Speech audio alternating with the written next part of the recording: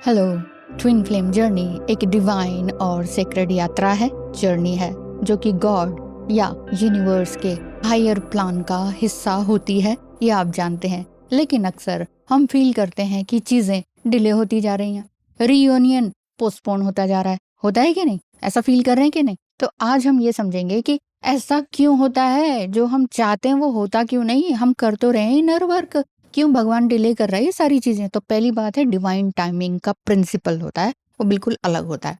यानी कि हमारी टाइमिंग एंड यूनिवर्स की टाइमिंग अलग होती है। यूनिवर्स का परफेक्ट क्लॉक होता है, वो अलग होता है। फिफ्थ डायमेंशन की एनर्जी से गाइडेड होता है वो, ठीक है। और हम 3D वर्ल्ड के हिसाब से सोचते हैं। हमें लगता है और ये डर भी लग रहा होता है कि कब होगा रीयूनियन। लेकिन गॉड का जो है वो अपना ही अलग प्लान होता है, वो अपने ही वक्त पर होता है। जो भी होगा अपने एक डिवाइन टाइम पर होगा। इसीलिए हमें इसके बारे में बहुत ज्यादा सोचना नहीं चाहिए, फिर भी हम सोचते हैं। दूसरी बात है इनर हीलिंग और आपका शैडो वर्क।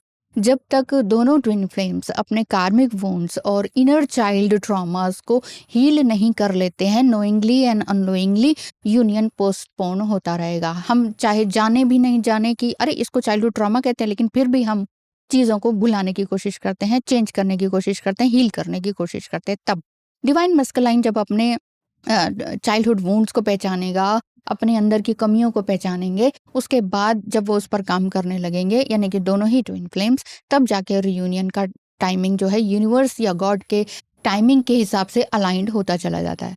तीसरी बात है थर्ड पार्टी सिचुएशंस। हाँ जी, थर्ड पार्टी सिचुएशंस के कारण भी कभी कभी रोमांटिक थर्ड पार्टी आ जाती है और ये सब कुछ डिले हो जाता है आपका यूनियन।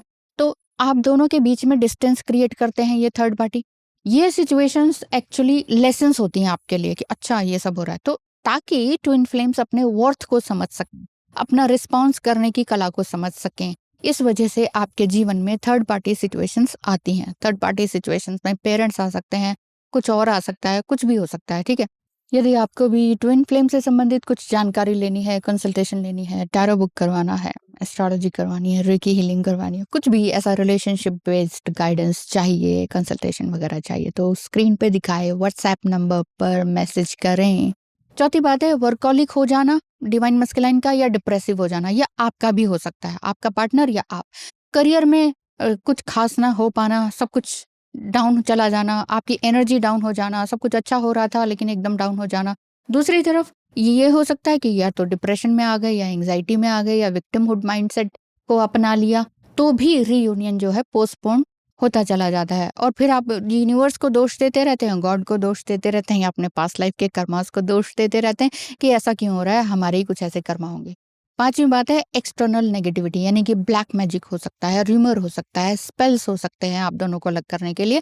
कई बार ब्लैक मैजिक एनर्जी जो है ब्लॉकेजेस, या किसी का स्पेल भी ट्विन फ्लेम के बीच में एक रोड़ा बन के आ जाता है रास्ते में। अब र्यूमर्स हो जाता है, या तो आप दोनों, या स्मेयर कैंपेन शुरू हो जाता है, या गलत बातें आपके खिलाफ फैला दी जाती है, मिसअंडरस्टैंडिंग क्रिएट कर दी जाती है आप दोनों के बीच में, ताकि आप दोनों को अलग या सेपरेट किया जा सके। क्यों? दो अच्छी सुंदर एनर्जीज दिखाई देती हैं, सुंदर बॉडीज दिखाई देती हैं दोनों लोगों को, तो उनको लगता है oh there is something spark, divine spark, दोनों को अलग करो। प्यार के खिलाफ है सारी दुनिया, है ना? तो इसीलिए ये सब किया जाता है। तो आप जो है पूरी तरह से सरेंडर्ड हो जाइए, अपने आप को कंट्रोल करना सीखिए, अपने रिस्पॉन्स करने की कला को सीखिए, क्योंकि फिफ्थ डायमेंशन में सब अलाइंड है। लेकिन 3D वर्ल्ड में पेशेंस जो है, यूनिवर्स आपको बाधाएं डाल डाल के आपका पेशेंस का टेस्ट लेता रहे। तो हर बार पेशेंस का टेस्ट में आपको पास होना होता है।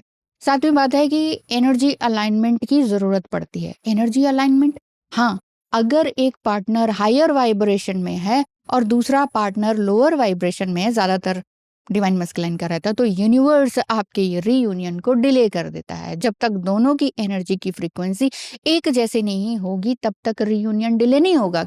होगा ना? तो क्योंकि आप कहते हो हम तो अच्छे से आगे बढ़ गए, वही कुछ एक्शन नहीं ले रहा। जब नहीं ले रहा तो फिर दोनों एक दूसरे के मिरर है ना। तो आप देखिए कि आप क्या अपनी हायर वाइब्रेशन में भी क्लिंगी तो नहीं हो रहे, चेजिंग तो नहीं है, आपकी तो लोअर एनर्जी नहीं हो रही। इसी वजह से भी, इस वजह से भी जो है यूनिवर्स जो है आपका रीयूनियन को पोस्टपोन कर देते हैं। तो जब तक आप दोनों की एनर्जी फ्रीक्वेंसी एक जैसी ना हो जाए, तब तक रियूनियन 3D वर्ल्ड का होना मुश्किल हो जाता है। इस चीज़ को ध्यान में रखिए और अपने ऊपर ध्यान देते रहिए कि आपकी एनर्जी कहाँ जा रही है, आपका थॉट पैटर्न कहाँ जा रहे हैं, आपके इमोशंस कहाँ जा रहे हैं। और बता दूं, divine mission and soul purpose, हाँ जी, डिवाइन मिशन यानी कि ट्विन फ्लेम जर्नी का असली जो मकसद है वो सिर्फ रिलेशनशिप बनाना नहीं है, हायर मिशन को पाना है। तो हायर मिशन आप दोनों का क्या है, इसको सोचिए। अगर आप अपने सोल पर्पस और सेवा के भाव को इग्नोर कर रहे हैं तो यूनिवर्स रियूनियन को रोक देता है, क्योंकि आप लोगों ने बहुत सारी वीडियोस देखी होती हैं मिथ वाली लोगों की, जिसमें वो कहते हैं नहीं नहीं आप दोनों का फिजिकल रियूनियन हो जाए उसके बाद आप सोल पर्पस शुरू करोगे, और मतलब बेकार की बातें। तो ऐसा नहीं है, आप खुद एक इंडिविजुअल पर्सनैलिटी हैं, आपकी अपनी स्पिरिचुअल ग्रोथ हो रही है, आपकी इंडिविजुअल ग्रोथ हो रही है, तो आप क्यों नहीं अपना सोल पर्पस खुद से स्टार्ट कर सकते? तो करेंगे। तो क्योंकि गॉड चाहता है कि पहले आप अपना धर्म या सेवा को कंप्लीट करें, फिर यूनियन होगा, रियूनियन होगा 3D वर्ल्ड का। अब धर्म क्या है, इसका एक डीप मीनिंग है। वो मीनिंग नहीं है कि मैं कह रही हूँ कि धर्म निभाओ, तो जो आप सोच रहे हैं कि हाँ धर्म, हम तो अपने धर्म में, हम तो कट्टर सनातनी है, हम तो कट्टर मुस्लिम है, हम तो कुछ नहीं है, ये बेकार की बातें। आपका धर्म क्या है, इंसानी धर्म, वो बताइए, इंसान है कि नहीं आप, ये चीज़ है। इसी वजह से अगर हम इंसानियत को नहीं समझते हैं, रिलीजियसनेस की तरफ भागते हैं, तो भी कुछ नहीं होने वाला। तो आप ये सोचेंगे अरे हमें तो पनिशमेंट मिल रही है, हमने क्या कर्स कर दिया, ऐसा क्या लोगों का कर्स है, क्या एंसेस्टर कर्स है। कर्सेस को तो तोड़ते जाना है, आप पैटर्न को तो तोड़ने के लिए ही आए हुए हैं। पैटर्न तोड़ने में ताकत लगती है, दिल दिमाग अंदरूनी सब हिल जाता है, आपका जॉब फैमिली सब शटर हो जाता है उसके बाद। लेकिन तब भी आपने अपनी ग्रोथ पर काम किया, क्यों? क्योंकि आपको अपने ऊपर फेथ है, भगवान पर फेथ है और फुली फोकस्ड है। रो रहे हैं लेकिन फिर भी आप अपना काम कर रहे हैं। फिर से कोई मुसीबत आ गई, फिर से आप अपना काम में लग गए।